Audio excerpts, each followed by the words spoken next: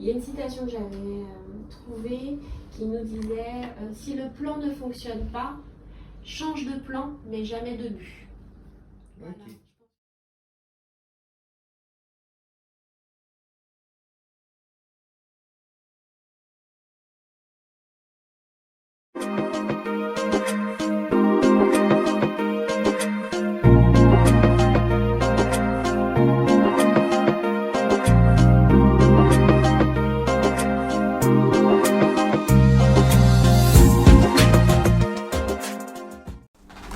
Bonjour Corinne, Bonjour Stéphane. comment vas-tu? Ben, je vais bien, merci et toi? Ça va très bien, ça va très bien. Tu sors de loin aujourd'hui? Non, ça va, j'ai pas fait beaucoup de chemin pour arriver. Ok, d'accord. Donc aujourd'hui, on est dans l'espace coworking Iresa à Jarry. Et Corinne Comment va nous raconter un peu son parcours. Et donc présente-toi un peu pour les personnes qui ne te connaissent pas, même si je sais que la plupart des gens te Ah, connaissent. disons que ce qui m'a fait connaître, c'est l'élection de Miss Guadeloupe, Ouais. puis mon élection en tant que Miss France en 2003. Ok, Donc ça a été une sacrée aventure qui m'a permis finalement de mettre la Guadeloupe et puis plus largement l'outre-mer en un avant. peu sur le devant de la scène à une période socialement compliquée, Ouais. puisque à l'époque, donc mon élection avait eu lieu en décembre 2002. On sortait de beaucoup de grèves liées à l'accueil, sur le tourisme. Enfin, il y avait vraiment un climat social très compliqué à cette période. Et il me tenait à cœur de montrer que l'outre-mer, c'était pas que les grèves, c'était D'accord. pas qu'un mauvais accueil des touristes, qu'on avait ce savoir-vivre et cette hospitalité qui nous est chère. Mhm. Et donc ça a été une très très belle aventure qui m'a permis de connaître la France entière, hein, la France Ouais. d'outre-mer, mais la France métropolitaine aussi dans son ensemble.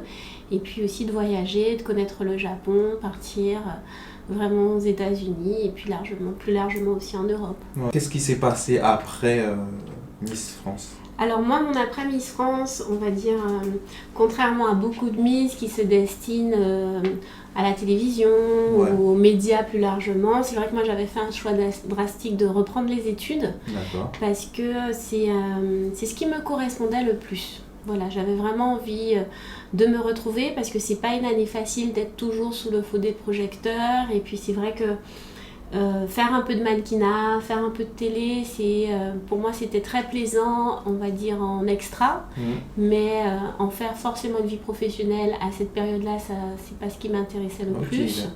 Donc j'avais repris des études, donc j'ai fini avec un master en droit et un master en marketing et communication des entreprises. Ok. Et ça m'a permis en fait de travailler en cabinet d'avocats d'affaires internationaux sur Paris pendant une petite dizaine d'années. D'accord, d'accord, quand même.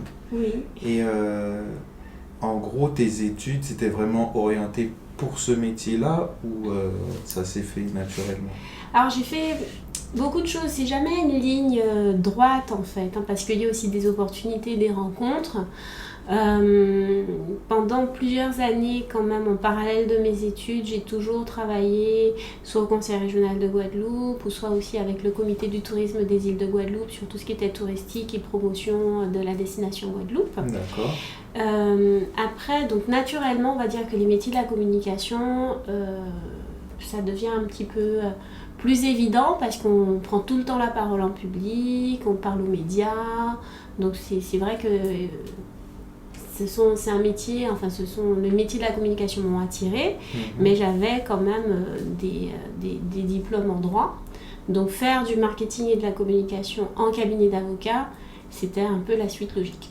D'accord. Donc tu as rassemblé les deux et tu en as C'est ça. fait ton opportunité. Exactement, surtout en plus que les fonctions marketing et communication au sein des cabinets d'avocats à Paris, c'est une profession assez récente D'accord. qui date en fait de la fusion entre les métiers de conseil juridique et d'avocat.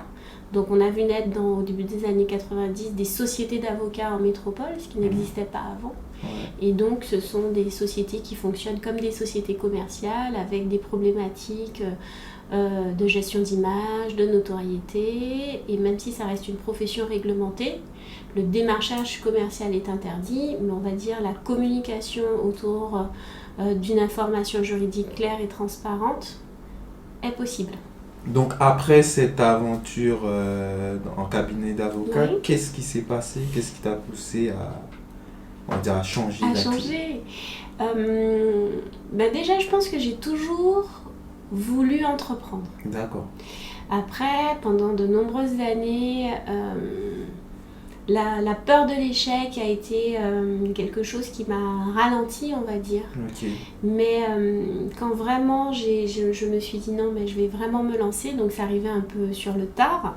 Mais je pense que j'avais besoin en fait d'acquérir de l'expérience professionnelle, d'être sûre de mes compétences, de me dire que même si les choses n'allaient pas se passer comme je le souhaitais, que je saurais rebondir en fait pour Ok. faire autre chose. Donc en 2018, j'ai saisi l'opportunité de quitter en fait mon cabinet d'avocat d'affaires et vraiment de me lancer, on va dire, dans l'entrepreneuriat. Ok. Donc ça a commencé par une petite série de productions, de portraits de personnalités qui venaient nous raconter un échec et de comment elles en ont fait un atout pour leur carrière. Ok. Donc c'était pas forcément professionnel en plus, parce que l'idée c'était vraiment de raconter une expérience compliquée, personnelle ou professionnelle, mais surtout de nous expliquer comment elles ont rebondi, comment elles en ont fait un atout, comment elles ont relancé leur carrière par exemple. Et c'est vrai qu'on se rend compte finalement que même les personnes qu'on voit tout en haut, elles aussi vivent des périodes difficiles, Ouais. des périodes compliquées, doivent se remettre en question ou doivent continuer à se former. Et c'est vrai que ça m'a permis de me libérer. Ok. Et à chaque fois que je rentrais en vacances en Guadeloupe, je voyais qu'il se passait énormément de choses quoi, sur nos territoires depuis une petite dizaine d'années. On voit bien que les choses bougent, alors Ouais. pas aussi vite qu'on le souhaiterait, mais T'es sûr? vraiment on a des personnes de notre génération qui ont fait des études à l'étranger en métropole, qui reviennent s'installer en Guadeloupe, qui viennent lancer des boîtes, lancer des business, créer. Là on voit il y a des chaussures, des sacs, des produits cosmétiques, Ouais. et je me dis finalement on sait tout faire, Ouais, on sait ouais. le faire bien. C'est sûr. Donc l'idée d'Akamisco, c'est vraiment de pouvoir faire la promotion, la valorisation et puis la commercialisation de toutes ces marques qui sont soit créées en Outre-mer ou soit créées par des ultramarins. Ok. Donc mettre en avant notre communauté Oui. d'outre-mer. Exactement. Ok. C'est quelque chose qui te tient à cœur depuis un moment, à ce que je vois. Finalement, c'est peut-être ce petit lien entre ce côté Miss et puis Ouais. ce côté entrepreneuriat, de continuer en fait à mettre en avant nos créateurs, nos designers, nos jeunes chefs d'entreprise. Et puis peut-être qu'un jour, moi-même, je vais créer quelque chose. On l'espère, hein? Qui sait, la vie est encore longue. Mais en tout cas, créer Akamisco, ça m'a permis aussi de me former au e-commerce, au digital, parce que il n'y a pas d'âge. Et puis surtout, ce que je dis souvent quand je rencontre des jeunes ou des moins jeunes, il n'y a pas d'âge pour se former. C'est sûr. Tu as dit quelque chose de très intéressant tout à l'heure, c'est que tu avais peur d'échouer. Et à ce que je vois, tu as créé, on va dire, ton média, c'était un peu pour te guérir de cette peur, c'est ça? Aussi, ça a été comme une petite thérapie personnelle. Mais rencontrer toutes ces personnalités en fait qu'on voit régulièrement dans les médias, à la télé, et qui viennent et qui nous disent mais tu sais, j'ai commencé petit aussi, parce qu'un jour on voit Harry Roselmack aux 20h de TF1, mais avant d'arriver aux 20h de TF1, il a commencé par une petite radio que personne n'écoutait à Rennes, et en fait grâce au travail aussi, parce qu'il faut du talent, mais il faut surtout beaucoup d'heures de travail, et on passe les échelons, et puis on rencontre aussi quelquefois des bonnes personnes qui nous donnent des opportunités, mais qu'il faut savoir saisir en fait. Il faut être préparé. Il faut se préparer, et puis pour celles, par exemple Flora Coquerel, qui est une ancienne Miss France, qui a toujours voulu créer une marque de vêtements, pour le moment, sa marque n'a pas encore vu le jour, mais elle travaille beaucoup sur des cosmétiques. C'est une influenceuse, une influenceuse très influente pour le coup. Et elle le vit très bien, mais c'est vrai que ça ne se passe pas toujours comme on le souhaite. Mais souvent, ça permet aussi de nous orienter vers un autre chemin et d'exceller aussi quelquefois ailleurs. Tu nous as dit que tu as toujours voulu entreprendre, mais dans quelles conditions tu as entrepris? Qu'est-ce qui t'a... on va dire, qu'est-ce qui a été le déclic pour te dire c'est maintenant que je veux entreprendre? Alors, il y a beaucoup de choses, parce que Quand on doit lâcher, alors moi j'étais cadre dans le secteur privé, Ouais. j'avais une carrière qui se profilait.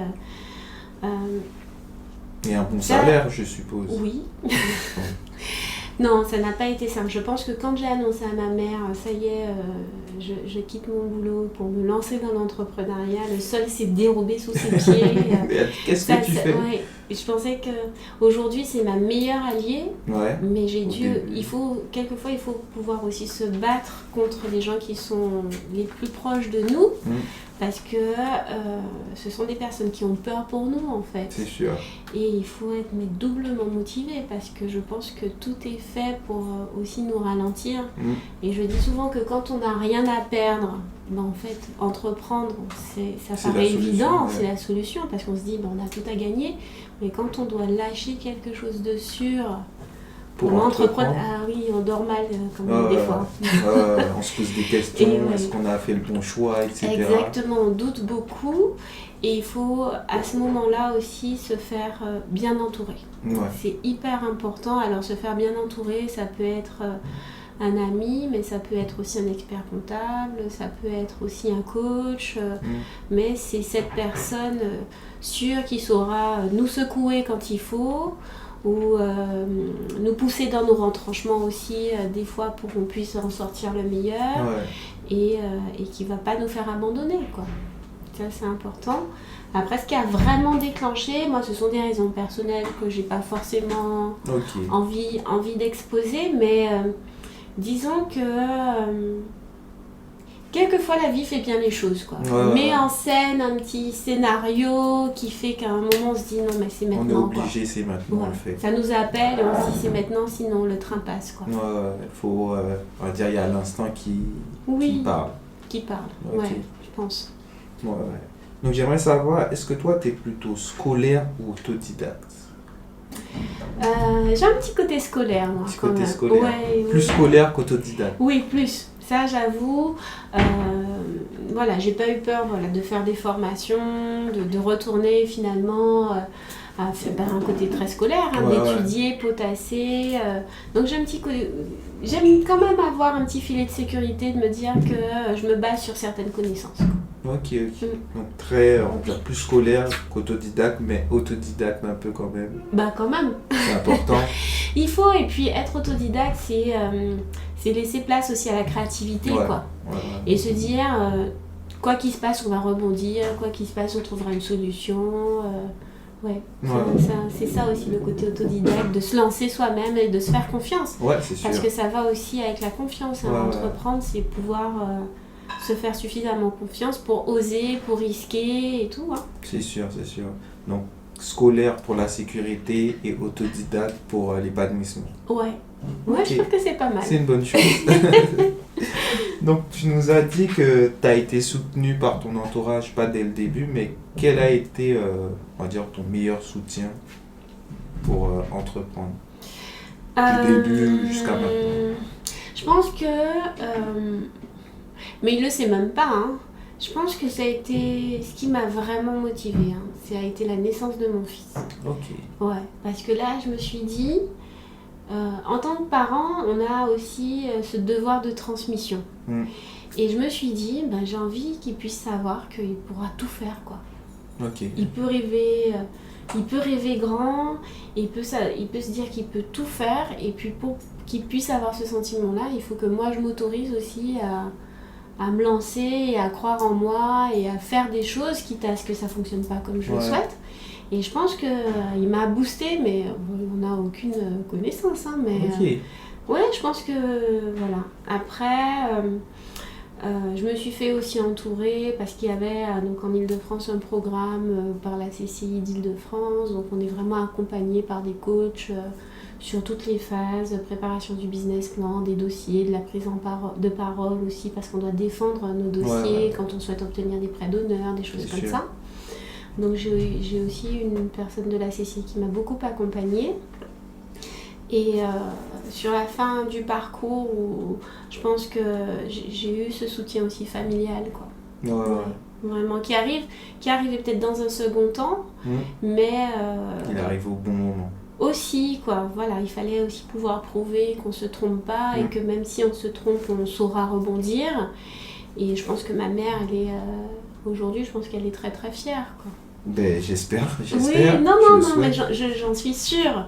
J'en suis sûre. Je crois que quand elle a été sur le site la première fois, et puis la génération de mes parents, quand on parle de digital, de commerce en ligne, c'est quelque chose de tellement abstrait pour elle. Quand on a un métier, c'est qu'on a un titre, on est docteur, kiné, professeur et tout. Donc quand je lui dis, bon, j'ai un site internet. Tu m'as dit que tu étais, on va dire, heureuse, que tu étais épanouie. Oui. Donc tu as trouvé, entre guillemets, ta voie. Oui. Donc, est-ce que tu peux nous expliquer comment tu as fait pour trouver cette voie-là, en fait? Je pense que... Alors, comment j'ai trouvé ma voie? Je pense que c'est quelque chose qui était latent, en fait, qui petit à petit a grandi et c'est devenu une sorte d'évidence. Donc je pense que c'est pour ça que c'est important de pouvoir s'écouter. Ouais.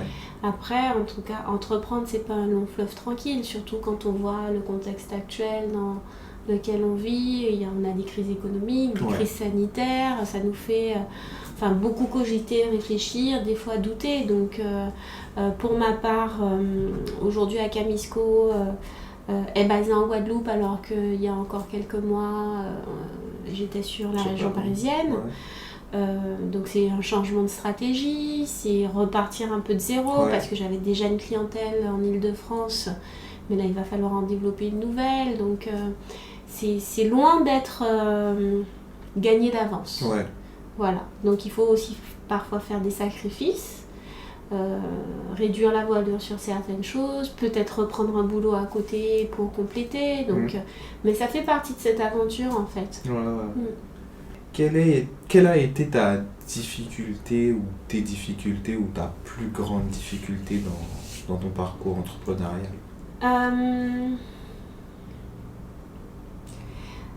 J'ai une petite anecdote, que je pensais que ça aurait été une énorme difficulté de convaincre les banques. Et je m'étais tellement préparée, j'avais un discours, j'étais venue avec tous mes produits et tout. Et en fait, après ça dépend aussi du montant de l'investissement qu'on souhaite, du montant du prêt qu'on souhaite obtenir. Mais en fait, j'ai fait 3 banques et j'ai eu 3 acceptations en fait. Ah ouais, d'accord. Mais je m'étais préparée comme si je partais à la guerre.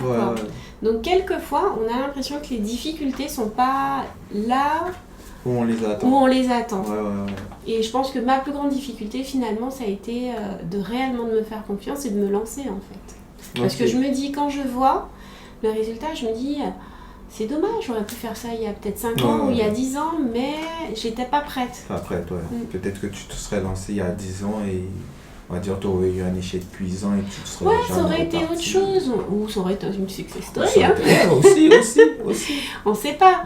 Mais je pense que ma plus grande difficulté, ça a été de m'autoriser à entreprendre. Je crois que ça a été ça parce que... Aussi en tant qu'enfant, on veut faire plaisir à ses parents. Il faut pouvoir justement un peu briser ses chaînes, quoi. Parce qu'on se les pose souvent soi-même. En gros, c'est la plus grosse difficulté, c'était toi-même. En fait. Ouais, je pense, vraiment. Une fois que tu t'es libérée, après, c'était parti. Et tu nous as dit que tu es revenue en Guadeloupe depuis juillet 2020, c'est ça? Oui. Et pourquoi ce retour au pays? Pourquoi ce retour au pays? Alors il y a plusieurs raisons. On va dire, moi ça fait bien 2-3 ans que je me questionne sur rentrer ou pas. Donc moi ma situation personnelle a changé et c'est pour ça aussi que ces questions sont arrivées. Et surtout c'est qu'à un moment, quand on a envie de s'investir, on va dire, dans la société, moi je me suis dit que je préférerais m'investir chez moi. Dans l'île qui m'a vu grandir. Revenir vivre au pays, c'est pas facile quand on est parti déjà depuis une bonne dizaine d'années. Alors même si moi je rentrais quand même très régulièrement, personnellement, professionnellement et tout, faut pouvoir se réhabituer, quoi. Revenir en vacances ou pour des courts séjours et revenir vivre, c'est jamais pareil. Ouais. Mais je me dis, voilà, moi j'avais un moment, je me suis dit non, là j'ai vraiment envie de m'investir, il y a des choses à faire, on doit faire, comme on dit, progresser le pays, Ouais. on peut apporter sa pierre à l'édifice. Alors certes, la Guadeloupe m'a pas attendu pour C'est et sûr. tout, mais je dis quand même qu'aujourd'hui, on a la possibilité de se faire former ailleurs, d'acquérir beaucoup d'expérience et d'une manière ou d'une autre, de venir mettre cette expérience à profit chez nous, parce qu'on a encore beaucoup de choses à faire ici. Ouais. Et je pense que c'est ce qui m'a aussi donné envie de revenir. Mhm. Après, rien n'est jamais définitif. Donc là, aujourd'hui, je suis là, je suis pleinement là. Mais demain, ça peut être autre chose, une autre île, un autre pays. Ouais. Non, rien n'est définitif. Mais en tout cas, l'envie de faire, de s'investir dans la société, ouais. Ok. Donc c'est vraiment cet investissement pour la société, pour tout le Oui, monde. et puis après, ça fait plaisir aussi de retrouver ses proches. C'est sûr. Quand on voit la crise sanitaire, enfin aujourd'hui, à tout moment, on peut partir et ne jamais revenir, ça fait du bien, quoi. Moi, mes parents vieillissent, moi je les vois plus régulièrement, on passe beaucoup de temps en famille. Mon fils qui va avoir 7 ans va réellement découvrir sa culture. Voilà, ça aussi, c'est important. C'est important, aussi, ça a été très important pour moi. Parce que, voilà, je veux pas qu'on le traite de négropolitain. C'est sûr. Voilà, C'est sûr. donc il aura, voilà, son père est en métropole, moi je suis ici, et il aura finalement cette double culture, on va dire citadine, un peu sur Paris, et puis ancrée, une culture guadeloupéenne bien ancrée, quoi. Là, il commence à bien parler créole et tout. Ça fait plaisir, ça me fait sourire et tout, donc non, mais ça fait... ça aussi c'était très important pour moi. Ok, d'accord.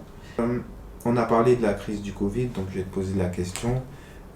Est-ce que tu as eu des difficultés par rapport au Covid? Ça a été une opportunité pour toi ou vraiment ça a été très compliqué? Alors, Akamisco étant un site de e-commerce, moi j'ai pu continuer à faire des ventes pendant le confinement. Okay. Après... mon principal prestataire sur la livraison ne fonctionnait plus. Ok, d'accord. Donc je ne sais pas si je peux le citer. Oui, c'était Mondial Relais. Parce que Okay. j'offrais la livraison gratuite des 30 € d'achat. Donc c'est vrai que ça a marqué quand même un coup d'arrêt. J'ai une baisse des ventes. Okay. Alors que le site était vraiment en train de monter en puissance. Donc oui, il y a eu des répercussions économiques négatives pour moi en raison de la Covid-19. Mais après... les ventes ont quand même continué, puisque la Poste continue à livrer, donc ça a été Mais c'est très très compliqué pour une jeune entreprise d'y faire face, parce qu'on a quand même des charges qui roulent toujours. Après, ce qui était intéressant, c'est que moi, avec mes prestataires, eux aussi ont fait des efforts, parce que c'était pas dans leur intérêt qu'on ne puisse plus travailler ensemble et collaborer. Donc tout le monde se serrait la ceinture pour que l'économie continue de tourner. Mais c'est quand même très très compliqué pour... en tout cas, moi, j'ai pas une trésorerie de ouf. Donc non, c'est pas toujours évident. Ok. Ça se passe mieux aujourd'hui, j'espère. Eh ben, on verra ça. Ok. Ben, parle-nous un peu de Akamisco. Fais-nous découvrir ton univers. Oui, donc là j'ai ramené quelques produits qu'on peut trouver en vente sur le site. Donc il y a, donc pour rappeler, c'est vraiment la promotion, la valorisation et la commercialisation donc de produits, donc des accessoires de mode, des produits de beauté, des produits d'intérieur qui sont d'inspiration caribéenne. Donc ces produits ont tous été soit créés en Outre-mer, en Guadeloupe-Martinique, ou soit créés par des ultramarins. Donc il y a 3 univers, donc les accessoires de mode dans lesquels on retrouve des accessoires pour les cheveux type headband, serre-tête. Là j'ai aussi pareil une couronne de fleurs. On trouve des petites chaussures en plastique, tendance qu'on retrouve beaucoup ici. On a les lunettes de soleil créées par un Guadeloupéen, Richard Trèfle. On a des sacs, des pochettes. Là on a par exemple dans les produits cosmétiques, donc je propose un gommage à base de canne à sucre et de la canne à sucre de Guadeloupe, donc assez fière. Là on retrouve à côté de toi des produits et ça sent hyper bon, donc pareil c'est à base, donc là c'est fleurs de frangipanier, mais frangipanier de Guadeloupe. Il y a aussi, j'ai les mêmes en rhum citron. Ah ouais. Voilà. Donc, à côté de toi, donc, on a quelques produits phytocosmétiques, donc des laboratoires Phytobocase. Sur toute la partie cosmétique, Cadalis, ce sont des produits qui sont bio. Et par exemple, les laboratoires Phytobocase, il faut savoir que toutes leurs plantations sont cultivées sans herbicides, sans pesticides, qu'à base d'engrais naturels. D'accord. Donc ça aussi, c'est un parti pris sur mon site. Alors ça, c'est pas bio, mais en tout cas, c'était à base de produits naturels, sans pesticides, sans herbicides. Ok. Cadalis, ce sont des produits bio, à base de principes actifs de bananes vertes et jaunes. On a aussi des petites bougies, des parfums d'intérieur, on a des serviettes de plage, des visières pour un peu les vacances, quand on veut accessoiriser sa petite tenue plage. Ouais. Et bien d'autres choses à découvrir sur Akamisco. Donc je vous donne rendez-vous à tout le monde sur akamisco.com. D'accord, donc allez sur akamisco.com. Oui, et je vous donne rendez-vous à toutes les personnes qui sont en Guadeloupe le 5 décembre prochain au Café Papier pour une vente, pour des ventes privées. Voilà, avec... Je pense qu'ils ont entendu, donc une vente privée à Café Papier. Au Café Papier à Jarry. Répète-nous la date, qu'on puisse bien se souvenir, l'enregistrer. Voilà. C'est le 5 décembre 2020, de 8h à 13h, au Café Papier, avec des réductions jusqu'à moins 40% sur toute une sélection d'articles. Donc c'est l'occasion de se faire plaisir ou de faire des idées cadeaux pour Noël. Génial, génial. Donc les petits cadeaux de Noël, ils sont déjà sur place. Voilà. Il y a juste à les prendre et à les emballer. Bon, à les acheter aussi quand même. Ouais. Surtout. Voilà. Surtout. Donc, quel conseil, toi, tu donnerais à une personne qui désire entreprendre? Alors, pour entreprendre, je pense que c'est une recette où il faut surtout croire en soi. Croire en soi, ne jamais abandonner, garder vraiment sa motivation intacte. Il y a une citation que j'avais trouvée qui nous disait si le plan ne fonctionne pas, change de plan, mais jamais de but. Terminé, j'aimerais bien connaître ton expression créole préférée. Alors j'ai cherché quand même, comme parce que je me suis renseignée sur Business au pays. Alors moi il y en a une que je porte en plus sur un t-shirt, c'est le Tchambéré Pamoli. Parce que pour un entrepreneur, je pense que c'est vraiment l'essence même de l'entrepreneuriat, c'est qu'il ne faut jamais abandonner, quoi. Ça résume bien ton parcours aussi. Oui, ouais. Vraiment. Moi, c'est vraiment celle qui me suit partout en créole. Ok, Tchambéré Pamoli. Oh, exactement, car c'est Molly qui raide. C'est Molly qui raide, c'est ce qu'on dit. Ok, donc si tu veux t'exprimer, rajouter autre chose, c'est ta minute de vérité.